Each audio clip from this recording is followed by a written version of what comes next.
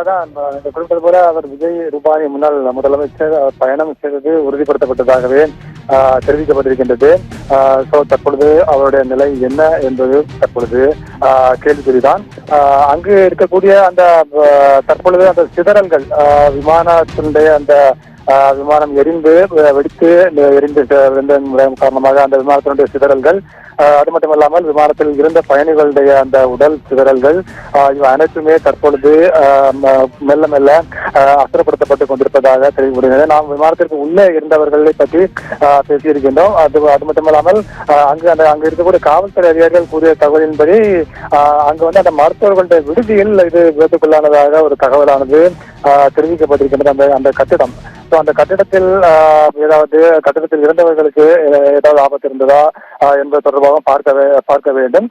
தற்போதைய சூழ்நிலையின்படி அங்கு இருக்கக்கூடிய அந்த 70% அந்த சிதறல்கள் அகற்றப்பட்டிருப்பதாக தற்பொழுது தகவலானது தெரிவிக்கப்பட்டிருக்கின்றது.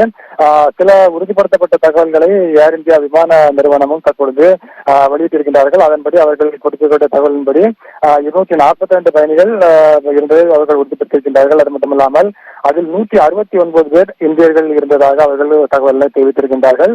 53 பேர் பிரிட்டிஷ் நாட்டவர்கள், ஒரு கனடா நாட்டத்தை சேர்ந்தவர், 7 பேர் போர்த்துகீசிய நாட்டை சேர்ந்தவர்கள் என்று தகவலானது உறுதிப்படுத்தப்பட்ட தகவலை ஏர் இந்தியா விமான நிறுவனமானது தெரிவித்திருக்கின்றது.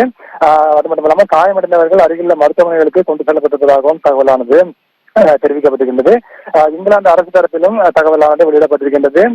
அவர்கள் சார்பிலும் பிரிட்டிஷ் குடிமக்களுக்காக அழைப்பு ஒரு எண்ணினை வெளியிட்டிருக்கின்றார்கள். அந்த எண்ணை தொடர்பு கொண்டு விவரங்களை தெரிந்து கொள்ளலாம் என்று இங்கிலாந்து அரசு தரப்பில் தகவலானது வெளியிடப்பட்டிருக்கின்றது. அது மட்டுமில்லாமல் இந்தியாவில் இருக்கக்கூடிய இங்கிலாந்து அதிகாரிகளுடன் இணைந்து தற்பொழுது நடவடிக்கைகள் மேற்கொள்ளப்பட்டு வருவதாகவும் அவர்கள் சார்பில் தெரிவிக்கப்பட்டிருக்கின்றது.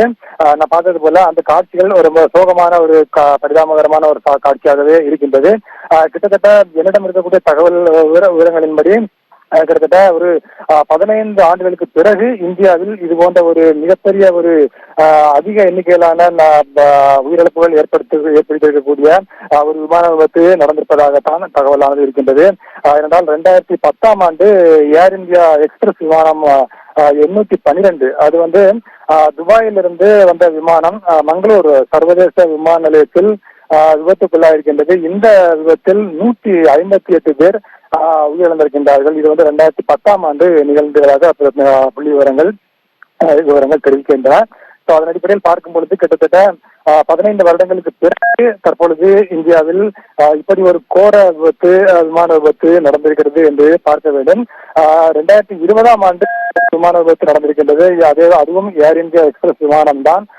ஏர் இந்தியா எக்ஸ்பிரஸ் விமானம் 1344. இது வந்து ஆகஸ்ட் 7, 2020 அன்னைக்கு வந்து துபாயிலிருந்து வந்த விமானம் கோழிக்கோடு விமான நிலையத்தில் விபத்திற்குள்ளாயிருக்கின்றது. இதில் வந்து 21 பேர் உயிரிழந்திருக்கின்றார்கள். அதிர்ஷ்டவசமாக 100க்கும் மேற்பட்டோர் காயமடைந்து அதில் பிழைத்திருப்பதாக தெரிவிக்கப்பட்டிருக்கின்றது. எனவே 5 ஆண்டுகளுக்கு பிறகு தற்பொழுது இந்தியாவில் ஒரு சம்பவம் நிகழ்ந்திருக்கின்றது. அதிக அளவில் உயிரிழந்திருப்பவர்கள் பார்க்கும் பொழுது கிட்டத்தட்ட 15 ஆண்டுகளுக்கு பிறகு தற்பொழுது இந்தியாவில் இப்படி ஒரு விமான விபத்தானது நடந்திருப்பது என்பது கண்டிப்பாக மிகப்பெரிய ஒரு சோகத்தினை ஏற்படுத்தி இருக்கின்றது. நீங்கள் குறிப்பிட்டது போல இந்த விமான விபத்துக்குள்ளான உடனேயே அங்கு இருக்கக்கூடிய அந்த கீழ் இருக்கக்கூடிய பகுதியில் இருக்கக்கூடிய அந்த பகுதி மக்கள் உடனடியாக திரண்டு வந்திருக்கின்றார்கள். அது மட்டும் இல்லாமல் அங்கு இருக்கக்கூடிய சுற்றி இருக்கக்கூடிய பகுதிகளில் இருந்தும் மக்கள் இது போன்ற ஒரு விபத்தை கேள்விப்பட்டு அங்கு ஏராளமான வந்து குவிந்து அவர்கள்